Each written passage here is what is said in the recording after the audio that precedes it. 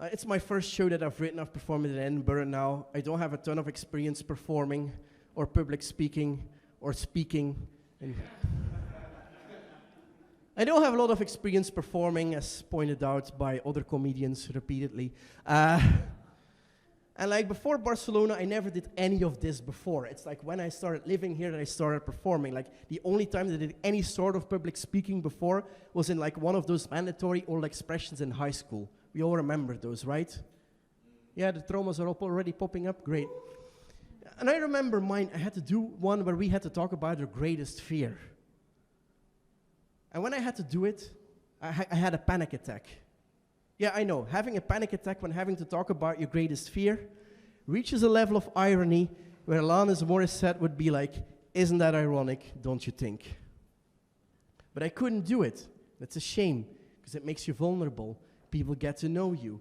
It's personal. And I couldn't do it, and it's a shame. And I can, as I already pointed out, my time machine is still in beta, so I cannot go back in time. And to reproduce this moment, it would take a lot.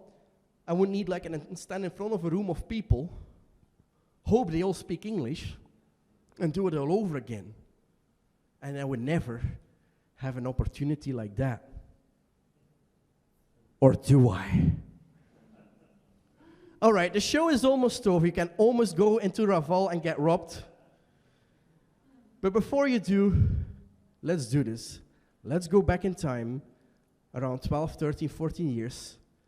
Let's go back in time and do the oral expression as it should have been done the first time. All right, here we go. Dear class, dear teacher whose name I already forgot. Today I'm going to completely voluntarily talk about my greatest fear. And my greatest fear is to have a bad grade on this test. So you're giving some of those magical golden points. You really helped me halfway overcome my anxiety. Wait, didn't work? How do I know how this game works? It's like you're playing Monopoly and you just keep playing until someone gets bored and knocks over the table. The only difference is that I never gave consent to play this game. I've been listening to all your fears, and I don't think you're being honest here. You're not all that afraid of like spiders, clowns, linear logic. I think you're rather afraid of not being the best in class, or failing exams, or having to eat lunch next to someone with another skin color. I think you're rather afraid of like not having your mommy preparing your lunch every day. I could come up here and truthfully explain my greatest fear, but I don't know how it would be perceived. I highly doubt would even listen. We're in high school here. We're all just pretending to be someone we're not. I could come up here and tell you how afraid I am of going to school every day. The fear of not knowing who will steal my backpack today. The stress of having my bike's wheel step leak and not knowing how to get home. The terror of people closing their bubble and never letting you in. The anxiety of people staring at you when you're sitting alone and eating lunch. The stress of getting picked last for soccer and over again. Or the terror of getting filmed while getting bullied on the so-called playground. I could be telling you that I fear you, that I fear of not being liked and that somehow become kind of a reality. It's so great when you start living your greatest nightmare the moment you wake up. I'm afraid that all the awful stuff you told me might be true. You know, that I'd be too fat to even be a nerd, too stupid to understand society, too autistic to be part of the group, or, that my kids would end up retarded. Or my favorite, regularly being asked why I don't kill myself. Hey, you said it.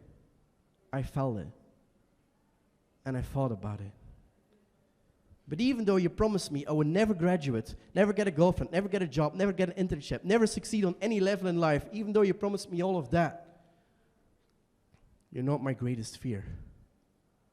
See, you fail to understand to see the full picture here, because when you get done torturing me and call it a day, I gotta go home.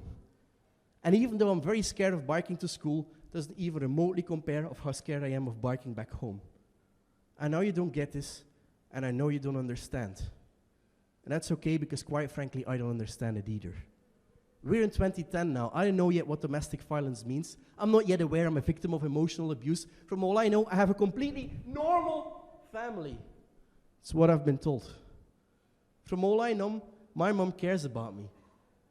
She cares about me so much, she keeps on faking doctor's prescriptions. She humiliates me in front of her coworkers. She made me believe my dad is an awful person. She gets drunk every night. She yells at me for every breath I take. My mom cares about me so much. The cops have to wake me up at night. I'm scared of her. Really scared. I want to run away, but I can't. I tried to escape, it didn't work. I don't want to go home tonight. But I don't want to be here either. I do not want to be here.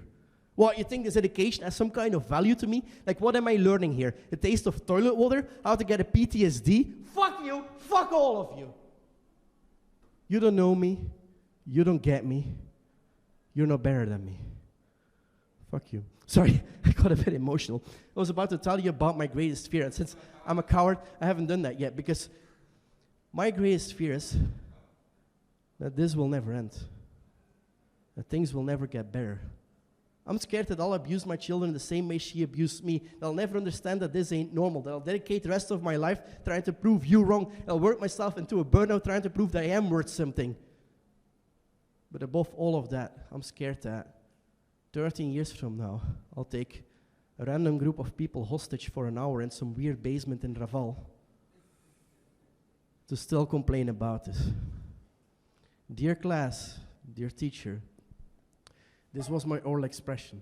I hope your expectations have been fulfilled, and I'll be happily awaiting your judgment and be graded with some useless points that won't fix a goddamn thing. Thank you for being here tonight. If you felt that show was too long, it definitely was.